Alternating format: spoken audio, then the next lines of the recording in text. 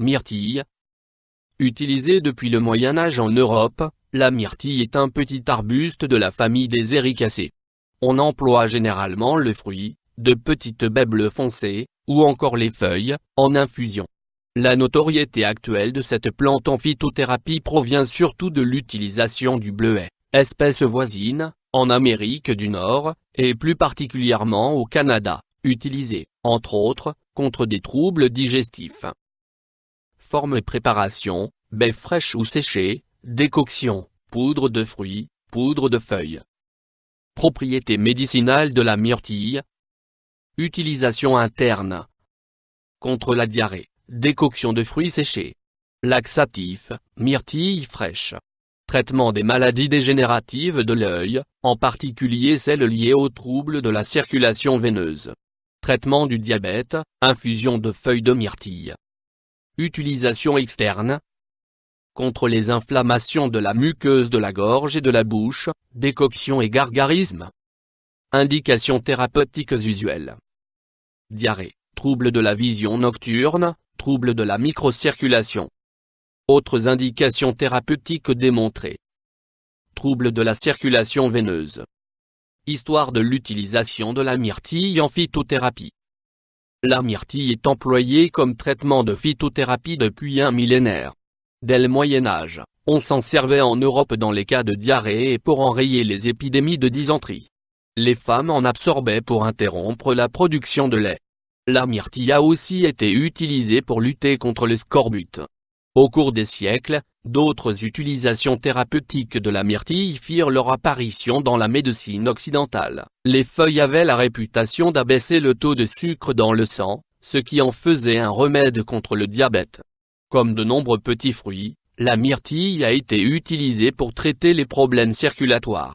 L'emploi de cette baie dans les cas de maladies oculaires, comme le glaucome ou la cataracte, s'est maintenu jusqu'au XXe siècle. Lorsqu'ils s'installèrent en Amérique du Nord, les premiers colons y découvrirent une plante proche de la myrtille, le bleuet.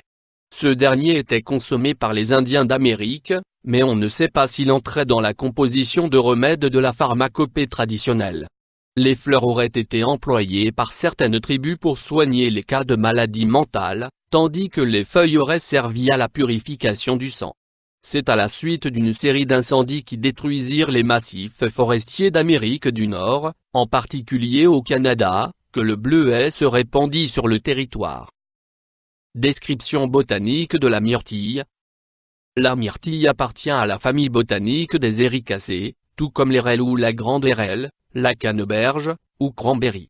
Il faut distinguer la myrtille européenne du bleuet, originaire d'Amérique du Nord. Les plants cultivés actuellement constituent fréquemment un croisement entre les deux espèces. Petit arbuste trapu de type couvre-sol, la myrtille produit des baies bleu foncé, parfois noires. Elle aime les sols acides et drainés. Elle s'installe de manière privilégiée après un feu de forêt. Composition de la myrtille. Parties utilisées. Les baies, fraîches ou séchées, on peut aussi les congeler. Les feuilles. Principe actif. Le pigment bleu foncé de la myrtille et du bleuet appartient à la famille des anthocyanozides. C'est principalement lui qui serait impliqué dans les effets thérapeutiques du fruit. La myrtille et le bleuet contiennent aussi des dérivés des flavonoïdes, les flavonols, dont la quercétine. L'effet antidiarrhéique du bleuet serait dû à la teneur de la baie en tanin. Utilisation et posologie de la myrtille. Dosage. Moins décoction contre la diarrhée, 30-35 g de fruits séchés pour 1 litre d'eau. Comme pour toute décoction, il faut laisser bouillir pendant une dizaine de minutes. Jusqu'à 5 tasses par jour jusqu'à amélioration des symptômes.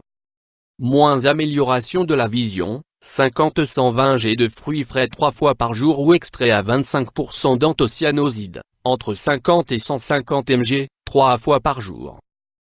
Moins diabète, infusion de feuilles 10 g dans 1 litre d'eau, 2 tasses par jour. Précaution d'emploi de la myrtille. Le diabète est une affection grave, qu'on ne peut prendre correctement en charge sans suivi médical. Ne pratiquez pas l'automédication. Le recours aux feuilles de myrtille peut se justifier en complément si votre médecin traitant juge cela adapté. Contre-indication. En cas d'allaitement, en raison de l'effet possible du bleuet ou de la myrtille sur la production de lait. Effet indésirable. Aucun effet connu pour le fruit. Les feuilles peuvent être toxiques si l'on dépasse 10 fois la dose recommandée. Interaction avec des plantes médicinales ou des compléments. Aucune interaction connue. Interaction avec des médicaments. Avec les hypoglycémiants, préparation qui abaisse le taux de sucre dans le sang, et les hypolipidémiants, préparation qui abaisse le taux de graisse dans le sang, une potentialisation est possible. Avis du médecin. Des bienfaits reconnus. Les préparations à base d'extrait de myrtille sont recommandées pour traiter les troubles de la vision. Elles permettent en particulier d'améliorer la vision nocturne ou crépusculaire, souvent faible chez les myopes. Elles aident aussi à lutter contre la fatigue oculaire ou contre les affections dégénératives de l'œil. En cas de diarrhée, la consommation de poudre, d'extrait ou de myrtille séchée peut aider à diminuer les symptômes et à rétablir plus rapidement un transit normal. Comme tous les petits fruits et les baies, la myrtille et le bleuet ont un effet antioxydant reconnu. Leur consommation contribue donc au tonus général et soutient le système immunitaire. Avertissement. L'utilisation des feuilles de myrtille dans la prise en charge du diabète est empirique et non prouvée scientifiquement à ce jour. Et si les préparations à base d'extrait de myrtille présentent de nombreux bienfaits, notamment dans le traitement des troubles de la vision, il ne s'agit cependant que de traitements d'appoint. La consultation d'un médecin est toujours recommandée. La recherche sur la myrtille.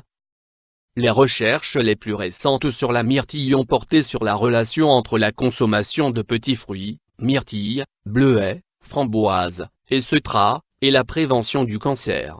D'autres ont cherché à mettre en évidence un effet bénéfique dans la prévention des maladies cardiovasculaires.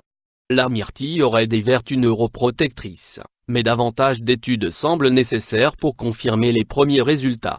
La myrtille a en particulier été étudiée par le chercheur canadien Béliveau, dans le cadre plus général d'une alimentation préventive contre les affections cancéreuses, année 2000.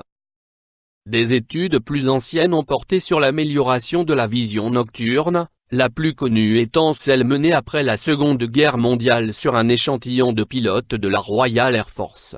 3 recherches ultérieures, avec emploi de groupes témoins et placebo, n'ont pas donné de résultats probants, tant sur la vision nocturne que sur le risque d'éblouissement.